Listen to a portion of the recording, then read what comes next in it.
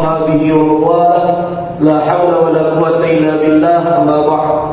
Puji dan syukur kepada Allah Subhanahu wa taala, kemudian salawat berangkaikan salam kepada baginda Rasulullah sallallahu alaihi wasallam dengan mengucapkan Allahumma salli ala sayyidina Muhammad wa ala ali sayyidina Muhammad.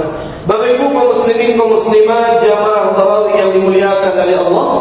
Jadi kajian yang akan kita sampaikan Bapak Ibu, pentingnya berilmu sebelum beramal. Itu kajian kita. Bapak Ibu kaum muslimin kaum muslimat yang dimuliakan oleh Allah Subhanahu wa taala, dalam sebuah hadis yang sahih Bapak Ibu, Nabi mengatakan, "Fadlul 'alim 'ala al-'abid ka fadlil qamari lailatal badri 'ala sa'iril kawakib." Keutamaan orang yang berilmu dibandingkan ahli ibadah tapi ilmu tak ada. Ibadahnya banyak tapi ilmunya tak ada, maka tak lebih baik dibandingkan dia berilmu ketika dia beribadah. Sama je bulan purnama Bapak Ibu, kalau kita mendaki Gunung Merapi, yang lebih kita butuhkan itu satu cahaya bulan purnama dibandingkan jutaan bintang di langit. Jadi satu bulan purnama orang yang berilmu itu penting. Al-amalu bila ilmin mardud. Setiap amalan yang dilakukan tanpa ilmu tertolak. Bagi contoh, kini kan suatu kali banyak yang mudik Bapak Ibu pulang kampung. Kali Padang kan banyak kampung di Bukit Tinggi, di Jakarta, Paikajam, di Riau dan sebagainya. Banyak orang ketika melakukan perjalanan Bapak Ibu, solat di perjalanan, baik itu di pesawat, baik itu di mobil, banyak solat yang salah. Kita terbuka jujur-jujuran saja. Bapak kamu itu, kamu tanya dulu Bapak Ibu, pernah tak ibu jawab di siku solat di atas pesawat? Pernah tidak? Banyak. Ustaz, kamu tak pernah di atas pesawat, dia contohnya dari Padang ke Jambi, Padang Jakarta, sama. Yang penting solat di atas kendaraan. Banyak orang katakanlah yang naik pesawat Bapak Ibu, yang pergi haji, pergi umrah, yang pergi ke Jakarta naik pesawat. Biasanya kan pramugari atau pramugaranya menyampaikan, Bapak Ibu para penumpang yang terhormat, karena waktu solat zuhur dan asar sudah masuk, silahkan kerjakan solat jamak dan qasar, langsung saja tayammum, tak perlu mengambil wudu. Ustaz, kan iya tuh di kamar mandi pesawat Ustaz.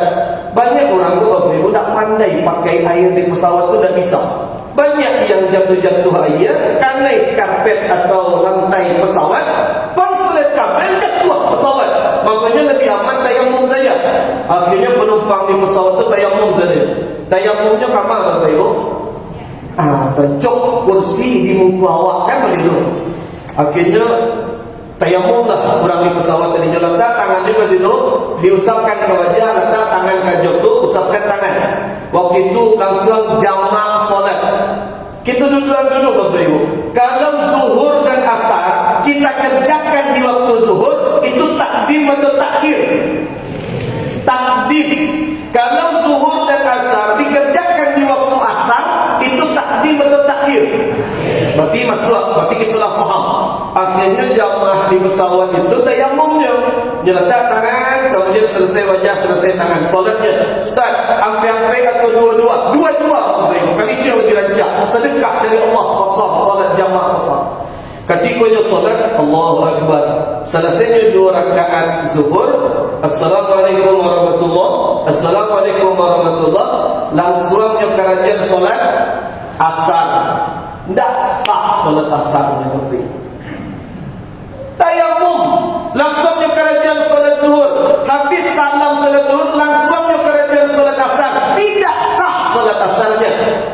Padahal Nabi sudah menyampaikan hadisnya, tapi banyaknya yang salah. Di mana tak salahnya Ustaz?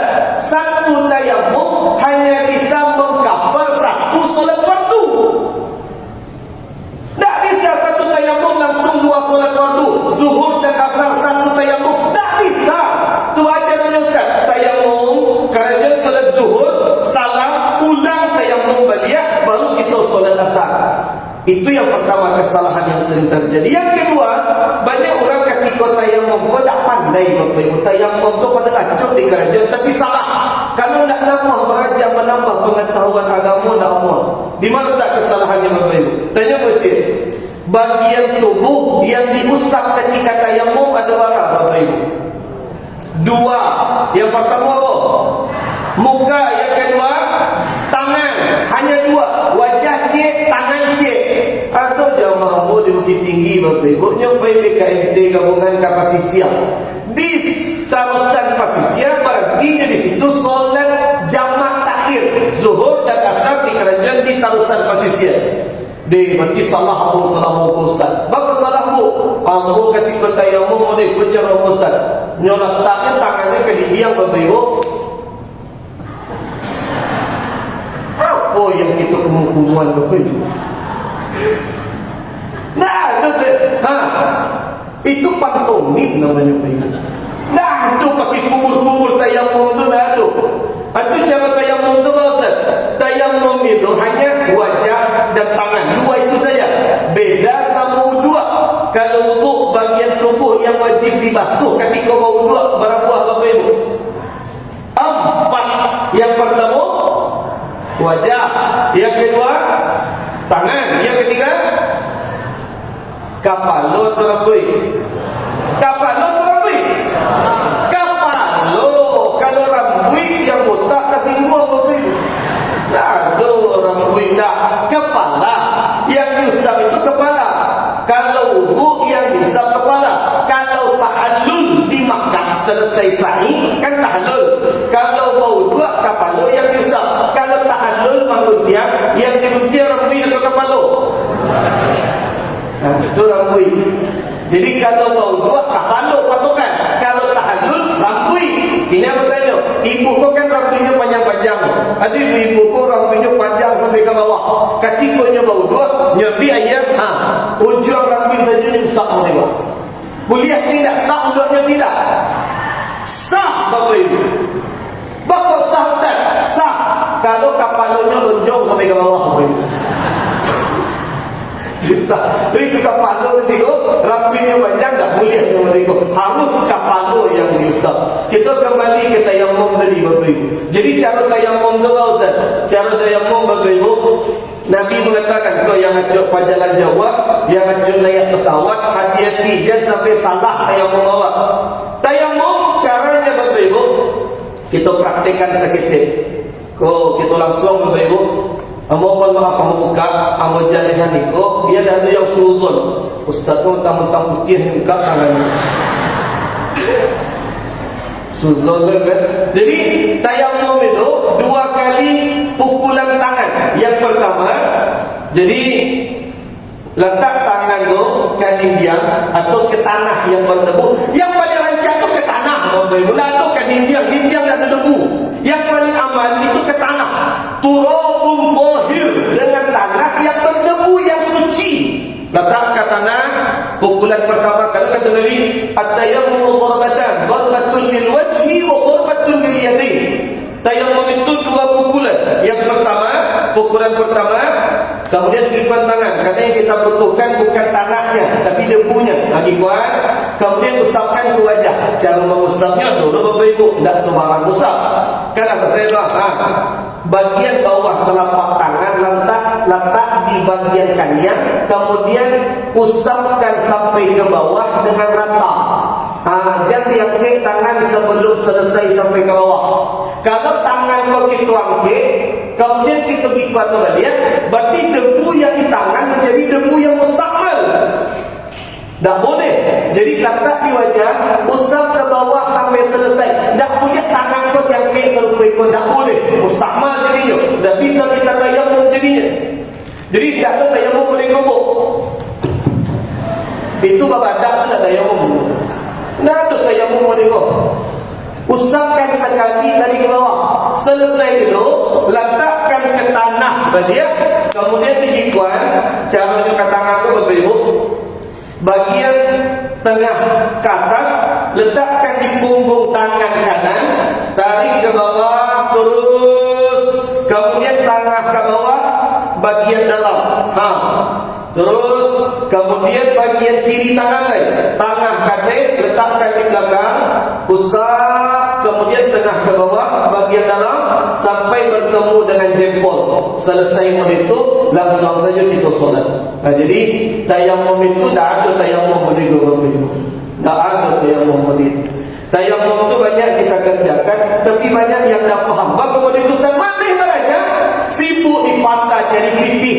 Silakan cari pitih Bapak Ibu. Pagi sampai sore cari pitih banyak-banyak. Fantashiru fil ardh. Cari pitih banyak-banyak. Tapi maghrib sampai isya cari musajid dalam pengajian tambah pengetahuan agama kita Bapak Ibu. Awak kalau salah ibadah banyak, menuntut ilmu pamalih. Awak datang kasih kau saja Bapak Ibu.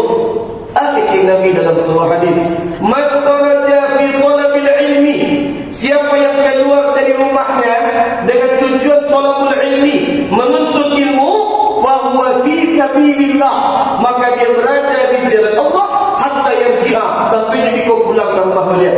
Bapak ibu yang di Masjid Al-Hakim kau sedang, awak kan dari rumah datang kemari sampai di rumah beliau, mulai dari keluar rumah sampai pulang dari rumah, status kita fi sabilillah. Kalau ada biko yang balangga Bapak Ibu di jalan meninggalnya, bahkan dia meninggal dalam keadaan syahid fi sabilillah. Orang yang syahid fi sabilillah itu Bapak Ibu meninggalnya terbebas dari siksa kubur. Lain yang itu Bapak Ibu, lain mati lebih kubur. Jadi harus rajin belajar agama, tambah pengetahuan kita. Jangan malih-malih namanya ibadah salah Bapak Ibu. Banyak direktur Allah, aku dah tahu tadi lagi muka tu tindak. Tunggu dulu. Awak kajian barang ini biasanya Ibu? Biasanya di situ barang ini. Oh, kuliah lama. Sampai sahur. Bertele-tele dulu. Kamu kawan dia tu kamu tinggi. Kita nanti Bapak Ibu, jadi ada kesalahan kita tu yang banyak Bapak Ibu ketika solat. Jadi ketikanya solat, ketikanya salam, dia buka tangan apa di situ tahadud tidak molek tu. Jadi ketikanya salam, fil alamin innaka hamidum majid, dia buka tangannya. Assalamualaikum warahmatullahi. Assalamualaikum warahmatullahi. Ada yang suruh itu tidak? Ada Bapak Ibu. Dia buka tangan. Dalam masalah fikih itu Bapak Ibu, hati diperlapang. Karena fikih itu luas. Tapi ingat, ada hal-hal dalam agama yang tak ada perbedaan pendapat di situ. Apa contohnya? Membuka tangan, tak ada perbedaan khilafiyah Bapak Ibu. Nabi melarang. Apa kata Nabi dalam hadis? Jika kalian solat, letakkan tangan di atas paha, tak usah dibuka-buka Bapak Ibu.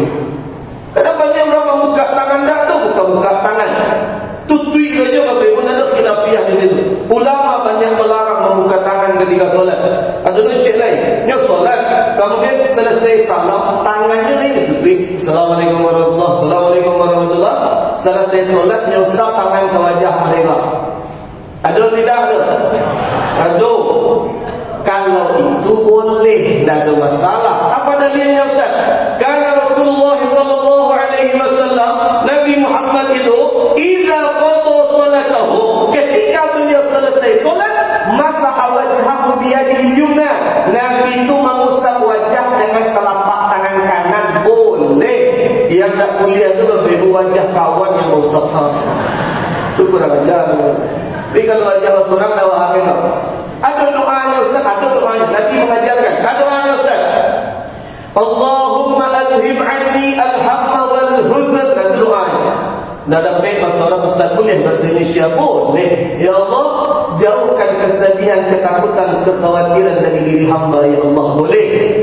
Ustaz masih panjang tak ada baik Ustaz. Pendek saja Bapak Ibu, ya Allah bahagiakan hamba ya Allah. Tak ada baik. Ani yang ada dari itu. Panjang tak. Jadi tambah pengetahuan kita Bapak Ibu. Ibadah kita tu banyak salah. Hamba saja di Bukit Tinggi kajian fikih itu Bapak Ibu di Masjid Raya Pasatih tu, dekat kebun binatang. Itu kajian kita tu sekali seminggu bahkan. 1 tahun masalah solat tak selesai. Karena masalah solat tu panjang. Makanya manage waktu awak, datang ke masjid siang, pagi, sore, keraja cari fikih Bapak Ibu. Tapi ingat, maghrib sampai isya, cari masjid-masjid yang ada pengajian, hadir kita datang Bapak Ibu. Kalau tak kita datang mendengarkan pengajian, kita mudah menyalahkan orang. Contohnya, zaman ini Bapak Ibu, Banyaklah orang bertanya dengan Ustaz, apa cuma mencari apa-apa Ustaz? Ketika solat at-tahiyatul mubarakah. Ada di situ pada itu Ibu. Lainnya, apa cuma nampak tu? Ada yang mereka, ada yang mereka tak ada tu. Yang tak pernah mencari dia mereka dia tak pernah. Ustaz, menggerakkan tangan ketika sedang tasyahud akhir, solatnya sah tidak? Sah Ibu. Mazhab Maliki mengatakan tangan dari awal sampai akhir digerak-gerakkan boleh. At-tahiyatul boleh, tak ada masalah. Dalam mazhab Syafi'i dan itu pendapat yang paling kuat, tangan tu diangkat sekali saja Bapak Ibu. Asyhadu an la ilaha illallah wa asyhadu anna Muhammadar Rasul. Sekali saja. Jadi kalau ada orang mereka solatnya sah. Kadang-kadang tu awak yang salah Bapak Ibu, awak kadang yang salah. Bapa awak yang salah. Kawan di samping awak boleh gua tangannya. Awak satu tu mencari aku itu. Tentu iyalah dah usyuk solat. Biarkan saja orang tu boleh gua tangannya. Awak fokus saja sampai sujud, nak tangan gua ke solat awak. Ibu, kadang mata awak tu liar mata awak tu. Mencari yang tak perlu dicari, tentu tak khusyuk awak kurang dan disalahan. Jadi kalau orang boleh, biarkan saja Bapak Ibu, solatnya tetap sah. Jadi banyak hal-hal terakhir Bapak Ibu, terakhir yang perlu kita sampaikan. Jadi ketika Ibu jawab nanti dari kita dulu pernah membahas di Masjid Al-Hakim ketika kultum zuhur 5 bulan yang lalu lah tak salah, tentang panjang lebar masalah jamak dan qasar solat. Banyak orang yang tak faham cara menjamak mengqasar solat. Mulai dari barangkali sampai pulang banyak yang tak faham Bapak Ibu. Baraharinya boleh menjamak, baraharinya tak boleh menjamak, tak faham. Terakhir Bapak Ibu, awak misalkan banyak yang menerima, hanya muncul barahari kita boleh menjamak mengqasar solat di tempat tujuan Bapak Ibu. Barahari maksimal 3 hari yang lain. Kalau tak dapat sabit, tak dapat je sosok manusia tu. Kalau tak dapat kecil, tak tahu je.